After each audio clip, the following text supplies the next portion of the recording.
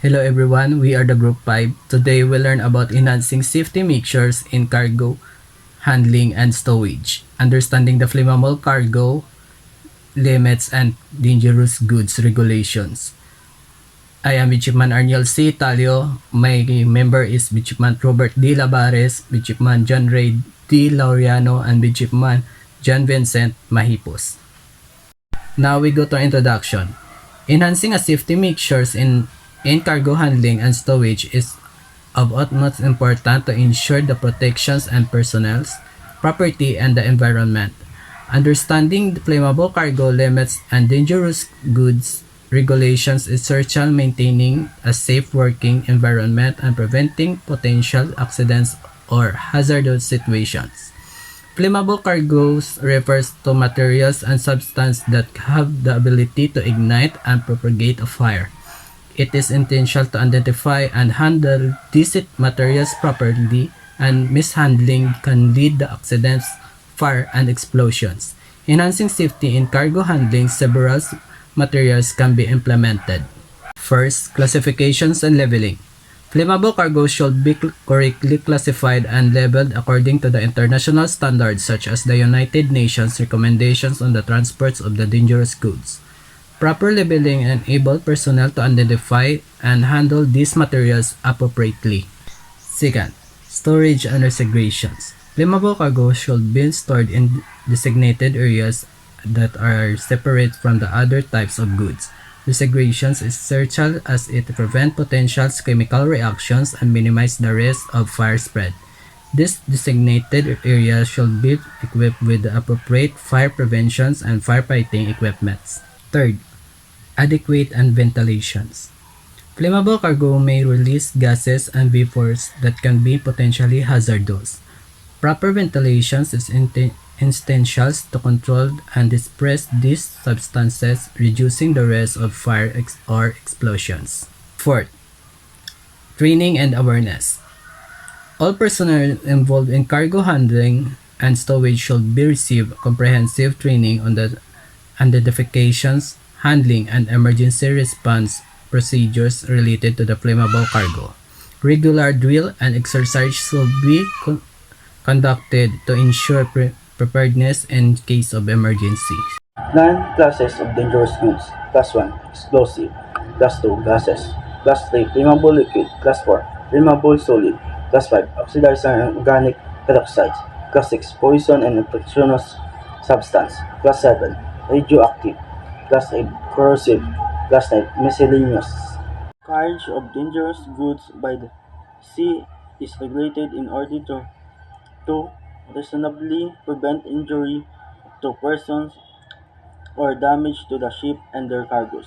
Carriage of the marine pollutants is primarily regulated to prevent harm to the marine environment.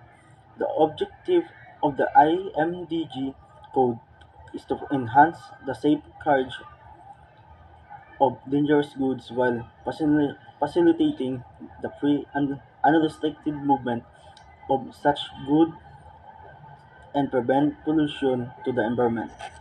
Over the years, many maritime countries have taken measures to regulate the transport of dangerous goods by sea. The various regulation code and practice, however, different in their framework and particular in the identification and labeling of such goods, both terminology used in provision for packaging and stowage varied from country to country and create difficulties for all directly or indirectly concerned with the transport of dangerous goods by sea. The need for international regulation of the transport of dangerous goods by the sea was recognized by the 1929 International Conference of Safety of Life at Sea (SOLAS), which recommended that rules on the subject have international effect. The classification of dangerous goods and certain general provisions concerning their transport in ship were adopted by the 1948 SOLAS Conference. This conference also recommended further study with the object of developing international regulations. All dangerous goods should be tightly stowed and well secured against any movement, including chaff, securing materials, and use should be compatible with the goods themselves. Drums should be stowed close and compact, bags or closures uppermost. Rolling hoops should not override. Use proper equipment or resources required for cargo loading such as pipelines.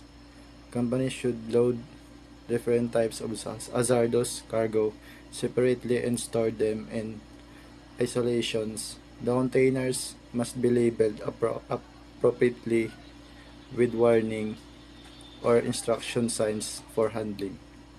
The proper stowage and securing of cargoes is of the of the utmost importance for the safety of life at sea.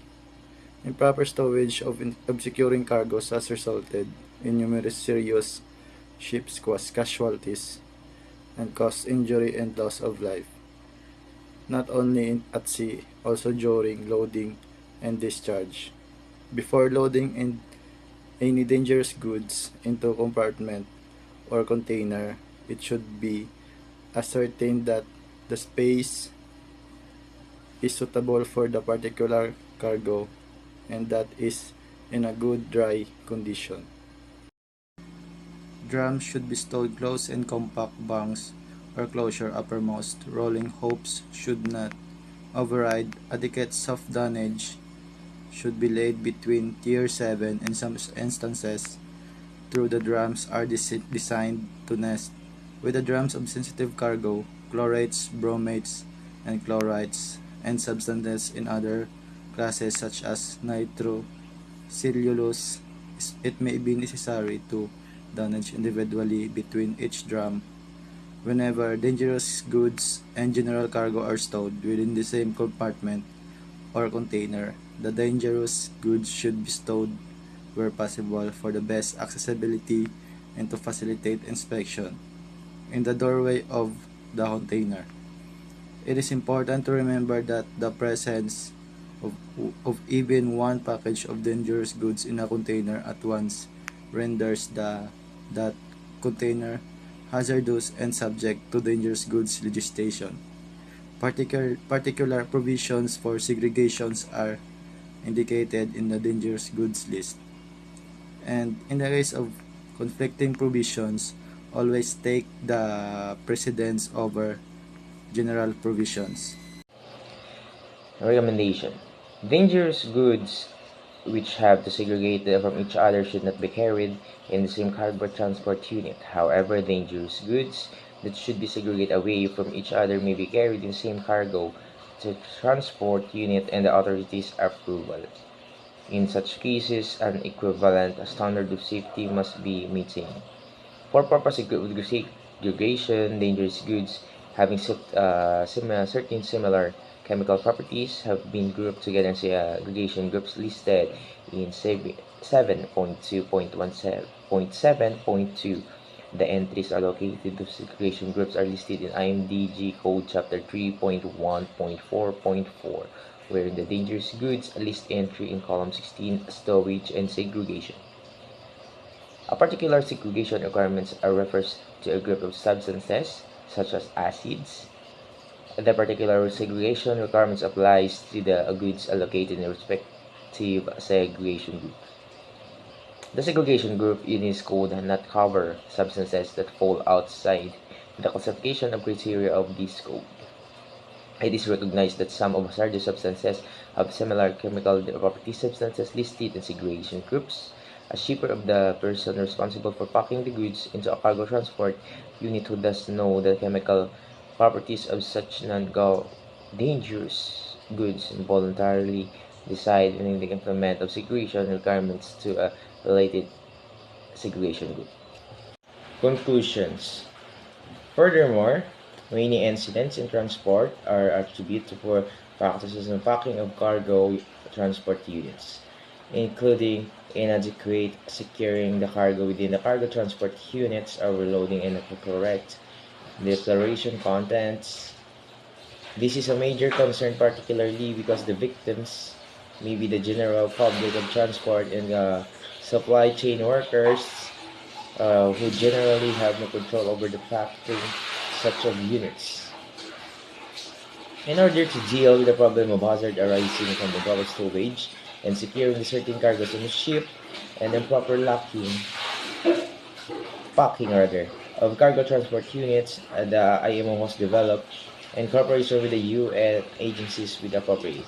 Whenever dangerous goods are stowed together, whether or not in a cargo transport unit and segregation of such dangerous goods from the other should always be following the most stringent provision for any of the dangerous good concerns. Stowage hold of container enclosed. Before loading and dangerous goods into the compartment of container, it should be ascertained that the space is suitable for the particular cargo and its good dry condition.